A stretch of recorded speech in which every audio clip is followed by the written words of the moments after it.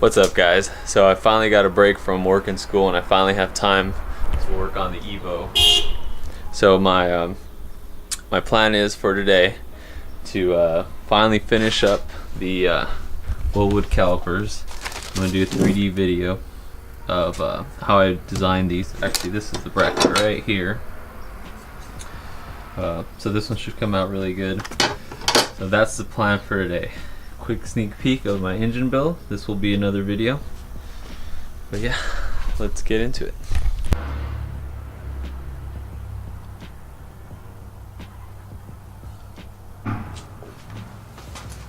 Alright, so first I'm going to start off with Evo 3 trailing arm and the Evo 9 rear bearing for their trailing arm. It's the same one, and this is off of a Evo 9.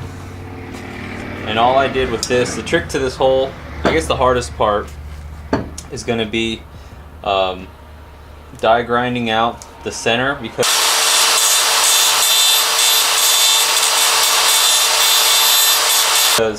this is a little bit wider by, I believe, a 1/4 inch. So you have to make the center a lot bigger and give yourself probably a 32nd or even 1/16 of an inch clearance all around, so you have room to move it everywhere, and then die grind out the holes.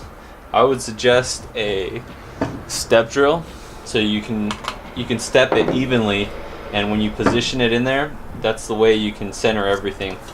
But I'm not sure if I'm gonna weld or tack weld some washers onto here, so it doesn't so I don't mess up the center once it's on there, and this thing actually actuates, and it's gonna tend to want to do this, so I don't get any movement in there, because when you do this, you're gonna lose material in this area. So by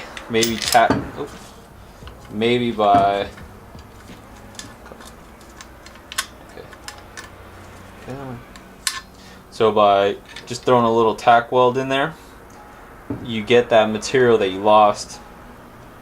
Probably move it over a little bit. But anyway, so that keeps everything centered. And this guide, I'm calling it the guide for the Ebrake Assembly. So this right hand side bracket sits on there, and the whole point of this is so that lines up everything. And then I'll turn it that way. So this is the back side of this. So I made the clearance, the third version made the clearance for the handbrake cable, and this should bolt up to your stock Evo or Mirage handbrake. So now all you have to do is flip it around and drop it into place, and it bolts up. So as you can see,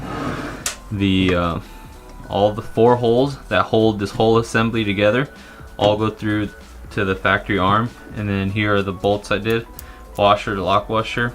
So I'm gonna throw all those in there, see how it all lines up. And what I meant by you die grind the bigger hole, first you have to do it in order to fit this whole assembly over, but the whole point to go a little bit over is so you have room to center this whole assembly as close as possible to center. Even though you have adjustment for the pads to open in and out for the inside where it's going to make contact, you just want to be as centered as possible. So my friend was asking me why I didn't just do an external e-brake with another Wilwood. So really, I could do this. This would be the simple version, just having this brake as my main, and then copying this these same dimensions and making an additional tab to run another Wilwood caliper over here. But I didn't really need to run, because then you can run the caliper that'd be on this side with a hydro e-brake, and then this side runs all your factory lines going to this with your regular brake pedal, and this was your hydro e-brake. So all I would have to do is duplicate this dimension, since everything I already have centered, and then I can make the bracket thicker, and I wouldn't have to worry about this whole e-brake stuff. But for my type of driving, I don't plan on doing Gymkhana, so I don't really need all of that e-brake and the extra cost. So I wanted to try this out. because the parts were a little bit cheaper, and that early 95 DSM rotor, this thing is really cheap, and like I said, it's a pretty good, decent rotor for 60 bucks for the pair. And I believe they're priced that way because not a lot of people grab them. But anyways, back a little. All right, so there it is, and then after that, press in that guy. I don't have the race in there. And then your Wilwood, or I'm sorry, there's the rotor, there's your setup, and then you just bolt this guy on. Yeah, like that, and there it is. All right, so check it out. So the bracket is designed to go underneath the Ebrake Assembly, and then it clears the OEM line, and that one gets routed through your trailing arm, and the other side bolts directly onto your Ebrake, or in this case, I think I still have the Mirage Ebrake, but it's the same. I believe this is still a 3/8 wire with the knob on the end. Let's see, close up with the side bracket. So now I have to put on press in the hub, and then the rotor, and then I could bolt up the caliper and look for any imperfections and things I have to tweak. The only thing is really centering this is the biggie. So this hole over here, take a look. So this one, so see how pretty it looks? So this one right here, I believe I have to grind it out a little bit to give me a little bit more movement this way, because as soon as I put that one in, I lost all the play I had in it. But I'm gonna throw the rotor on there and see if I got any room right now. And right now I turn the brake adjustment down all the way, so I'll be able to play with that. But I already know it fits because I tried I did a test fit with I measured everything out, so it works. But I just gotta get it to feel right. So when I hit the e-brake, if I need to pull the e-brake, I get proper engagement on both sides of the pad.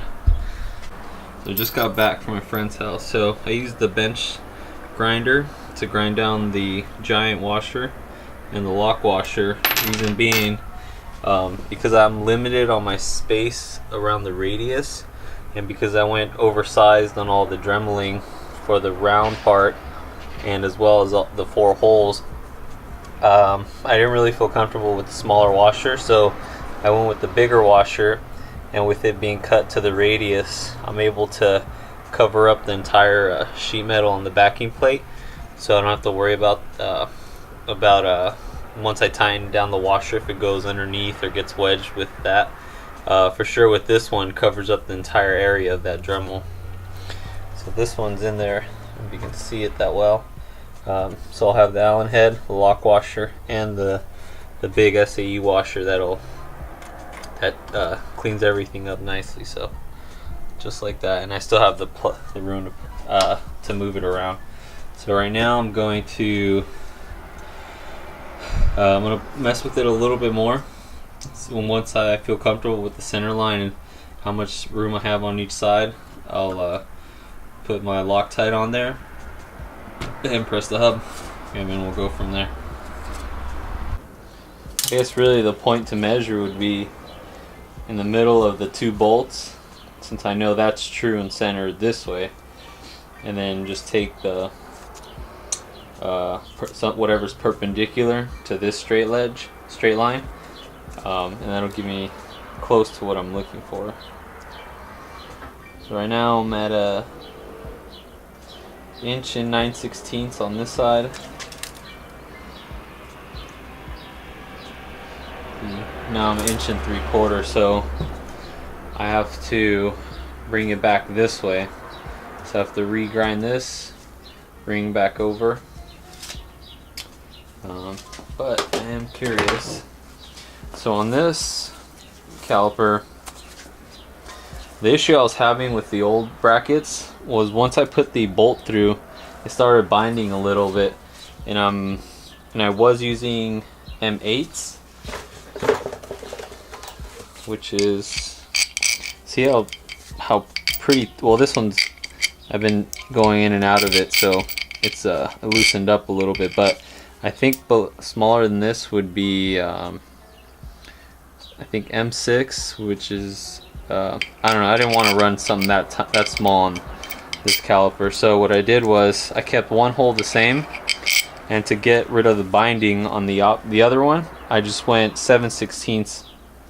I drilled through it, and that allowed that little bit of play that was that helped with the binding, and I got rid of the issue.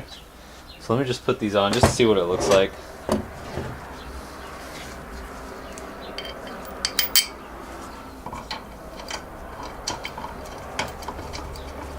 Yeah, and last time as I was doing this, it kept binding and binding. I had to cut 2 off.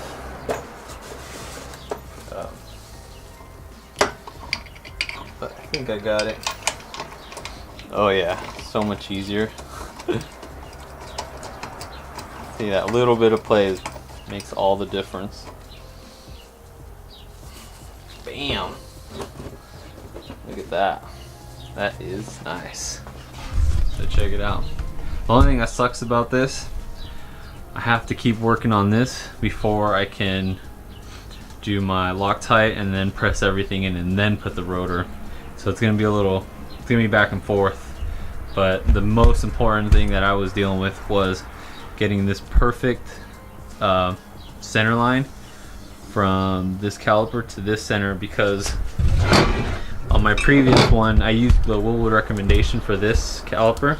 The first one was too tight, it was hitting this side, and then the other one was just a little bit too far, and I would have had half of the pad on the caliper, or on the rotor. So the first one, here we go. First one, the rotor was actually hit, or the caliper was hitting.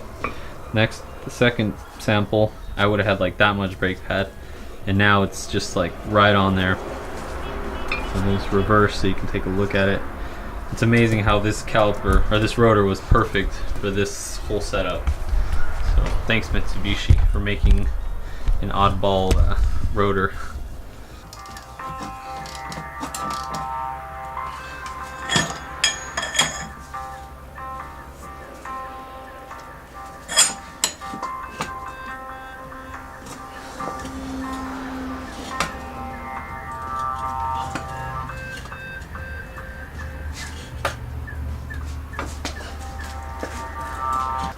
Check it out, bros. So now that's with the hub pressed in. Spin smoothly. I'm gonna adjust the, I'll adjust that in a little bit, but I was just, this is what I've been working for. Whew. That's smooth. So now we're gonna throw the caliper on and some brake pads and see what it looks like. There it is. It's finally got one side done. So rotor spins freely, doesn't hit anything. Still got to adjust the inner e-brake. Here, let me do this again. So I try to space it out as best as I could. I mean, still got to adjust the, once everything's tight, it should adjust a little bit better, but here it is. You're slipping one pad in. Here's the other. So I should have probably, looks like maybe a 1/16 of an inch of clearance. So I'll check it out for straightness, because I still got to tighten everything down. But that's it. Pretty sick. And then, like I said, this handbrake gonna bolt in, and here's my rear Wilwood conversion. Okay. So we've got the trailing arm in, bolted in just like if it was OEM. I wish Mitsubishi did this, saved me a headache, but nonetheless we got it in with my custom bracket. So here's the rotor. that on there.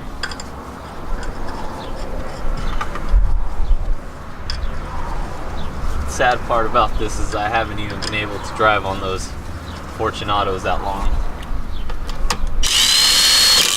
But now we haven't. Oh shit. Oh well. Put the wheel on. But so here's the caliper. I'm just gonna bolt that in.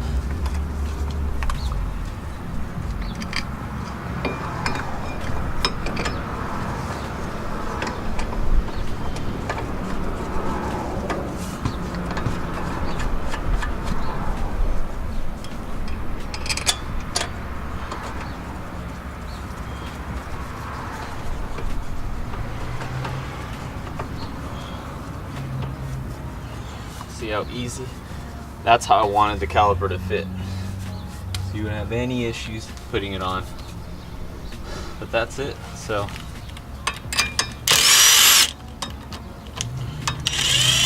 show you what it's like with this. Put the wheel on.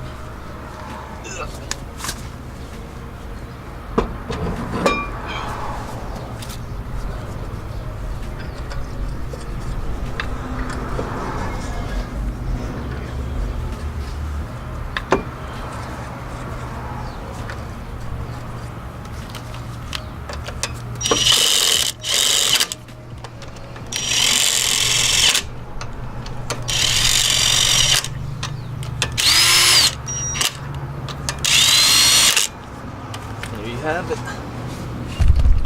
Check it out.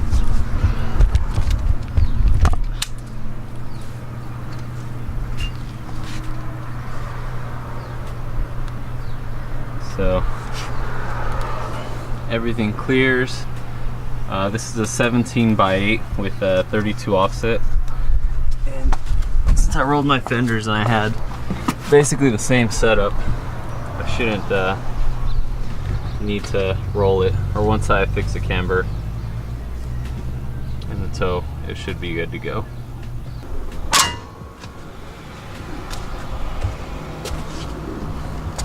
So it kind of works. Reason being, I was just about to finish this up, but it does look like the Evo cables are just a little bit too long.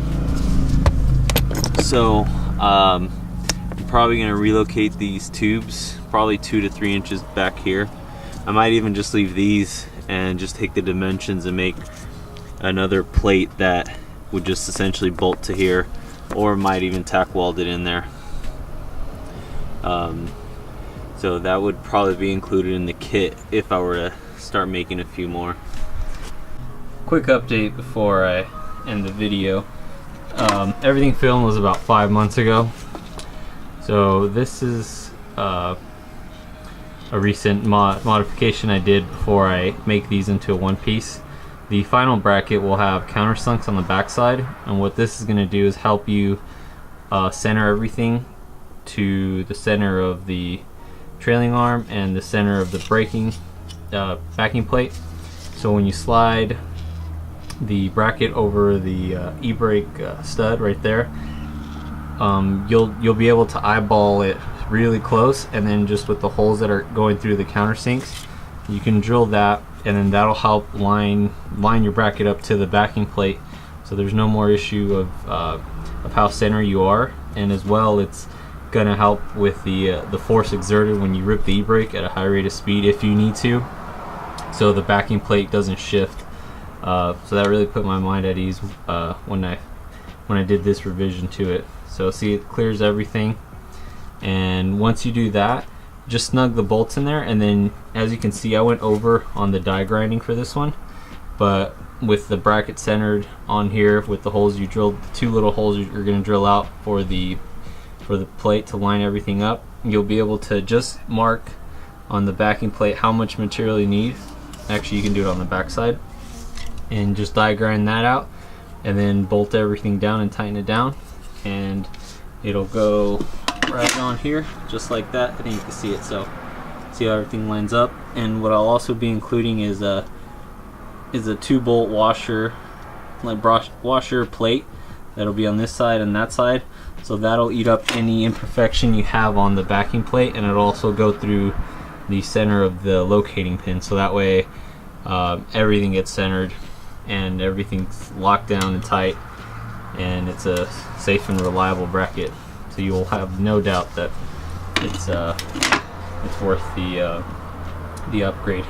So you can see it'll bolt up, 4 bolts, and then I'm still working on the bracket for the Ebrake. This is longer, so I'm making a custom bracket that'll replace the existing Ebrake little bracket that's on there. So the new bracket, you'll still be able to bolt it on just like if it was an OEM part, and it'll have just the right amount of pull on it.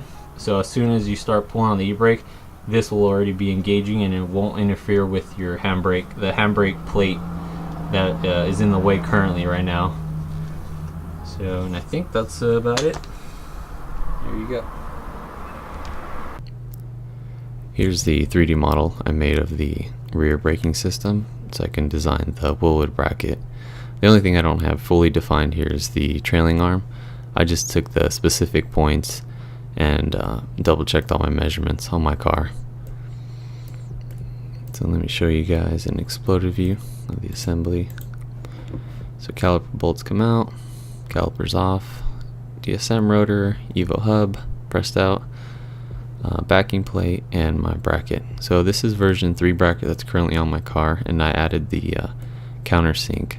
And as I described earlier, the countersink is going to help center everything, so there's no more issue there. And then it also will help securing these plates that I'm still working on, and these will help with any imperfections in die grinding. So no need to cut washers anymore. This will just be supplied with the kit, and it'll help everything look nice and secure the Ebrake assembly properly to my bracket. And then the Allen head bolts will go through all of that and secure it to the trailing arm. I have Allen heads modeled here, but the OEM hardware works just as well. In fact, I have half and half on both of mine. And here's the Evo 5 stud hub I modeled. It's the same thing as our 4 lug, but they just have 5 lugs, or 5 studs, sorry. And the DSM rotor. So I'll show you guys the exploded view again. Actually, I'll show it from behind.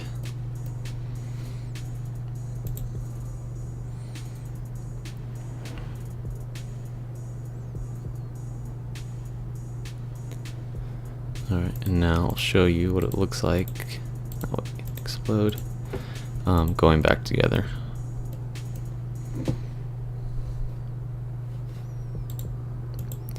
So brackets on, do the countersink, then the backing plate secured, you press in your hub, throw your rotor on, and the brackets and the Wilwood calipers back on.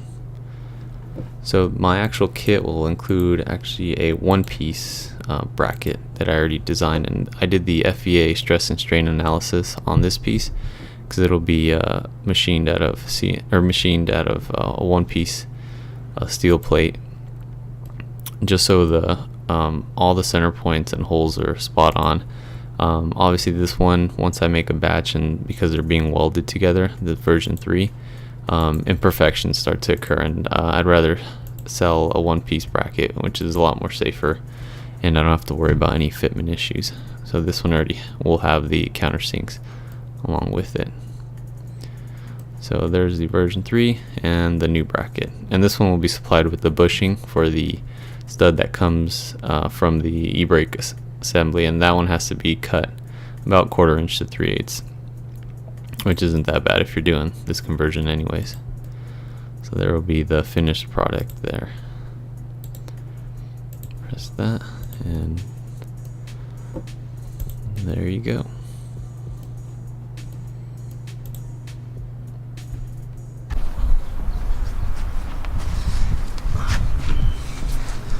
So I'm gonna end the video here. I think I did plenty on the back so you guys can see how that bracket's gonna work with the Evo 3 trailing arm.